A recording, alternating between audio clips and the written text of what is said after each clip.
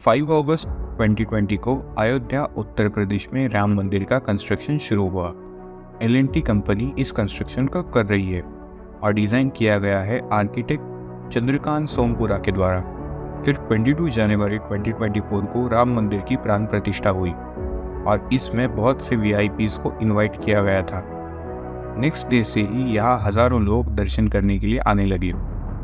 जैसे कि आपको पता होगा, राम मंदिर शुरुआत से ही कई कंट्रोवर्सीज के साथ जुड़ा है, लेकिन इस वीडियो में हम इन कंट्रोवर्सीज को इग्नोर करेंगे और फोकस करेंगे on understanding the economic impact of Ram मंदिर ऑन आवर नेशन। अभी अयोध्या की पॉपुलेशन लगभग 35 लाख है, लेकिन एक स्टडी के मुताबिक लोकल पॉपुलेशन का रेशो टूरिस्ट के साथ 1:10 पर ईयर हो सकता है। मतलब 35 लाख लोग लोकल रेसिडेंट हैं और 3.5 करोड़ टूरिस्ट की उम्मीद है। और एक एस्टिमेट भी है कि जब टेंपल खुलेगा तो हर दिन 3 से 5 लाख टूरिस्ट राम मंदिर विजिट करेंगे।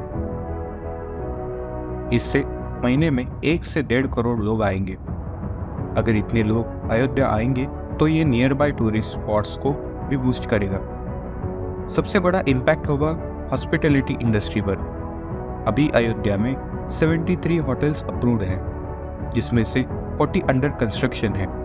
इसमें रैडिसन और ताज होटल जैसे बड़े ब्रांड्स भी शामिल हैं और 500 होम स्टेज अप्रूव्ड है, जो 2500 रूम्स प्रोवाइड करते हैं। इससे टूरिस्ट लोकल कल्चर और खाना एक्सपीरियंस कर सकते हैं, जो लोकल लोगों को और भी इनकम जनरेट करने में मदद करेगा।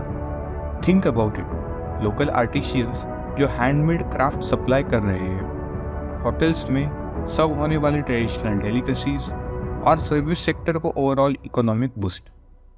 ये सिर्फ एक टेम्पल नहीं है, ये अयोध्या को दुनिया के साथ इंटरैक्ट करने का एक नया तरीका दे रहा है। जैसे कि हमें पता है, अयोध्या में टूरिस्ट काफ़ी बढ़ेंगे, लेकिन अयोध्या पहुंचने के लिए उन्हें अपने कन्वीनियंस के हिसाब से कोई ना कोई मोड ऑफ ट्रांसपोर्ट तो यूज़ करना पड़ेगा, राइट? तो चलिए डिस्कस करते हैं। पहले तो मुंबई से अयोध्या सिर्फ एक फ़्लाइट पर वीक होती थी, लेकिन अब फ्लाइट की फ्रीक्वेंसी बढ़ गई है। अब 4 फ्लाइट्स पर डे है।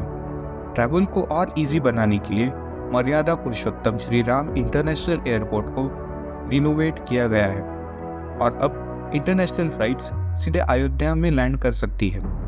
इससे फॉरेन टूरिस्ट अराइवल को इंक्रीज करने में आसानी होगी। सिमिलरली, रेलवे ने भी अपने ट्रेन्स की फ्रीक्वेंसी बढ़ा दी है, so that it will be easy to reach Ayodhya. और रोडवेज के लिए भी काफ़ी रोड का कंस्ट्रक्शन हुआ है अयोध्या को कनेक्ट करने के लिए, जिससे कि बिजनेसेस जैसे टूर्स एंड ट्रैवल्स को भी और अपॉर्चुनिटी मिले। बढ़ी हुई कनेक्टिविटी के साथ अयोध्या अब सिर्फ एक तीर्थस्थल नहीं रही है, ये एक ग्लोबल टूरिस्ट हॉटस्पॉट बन रही है। और ये सिर्फ अयोध्या के लिए नहीं है, ये पूरा रीजन के लिए एक बड़ा फायदा है।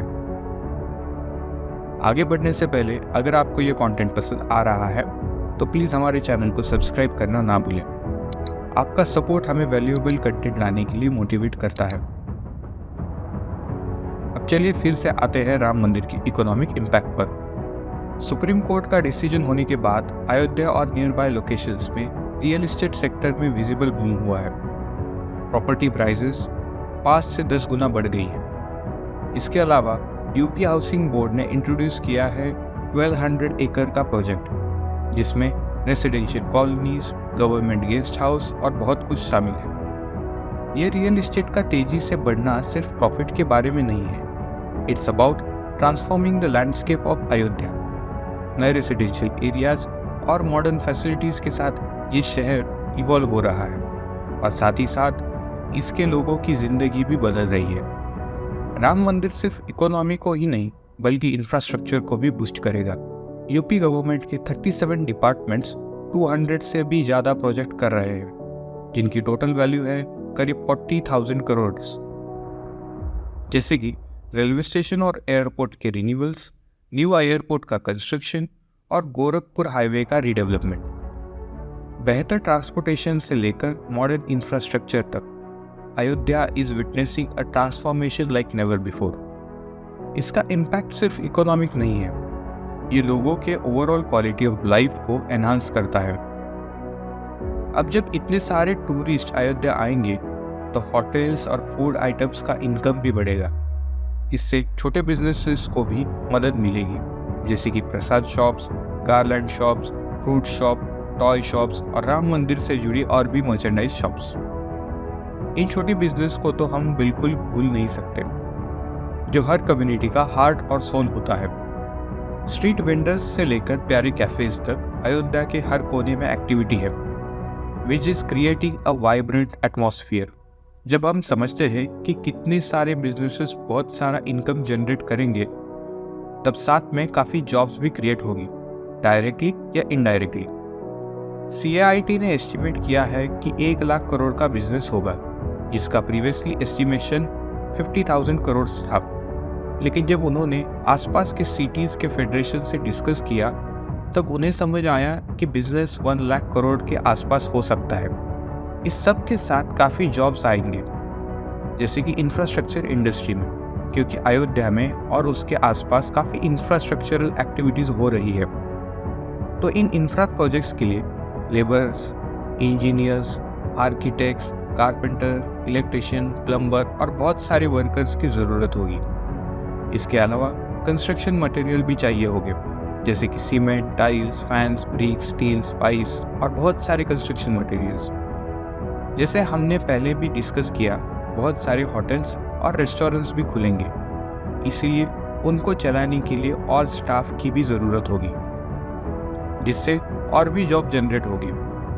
The job market is expanding not just in numbers but in diversity. Ayodhya various profession का हब बन रही है, टैलेंट को हर कोने से अट्रैक्ट कर रही है। ये सिर्फ इनकम के बारे में नहीं है, ये एम्पावरमेंट के बारे में है। So as the mandir stands tall, its impact on Ayodhya's economy and infrastructure is undeniable.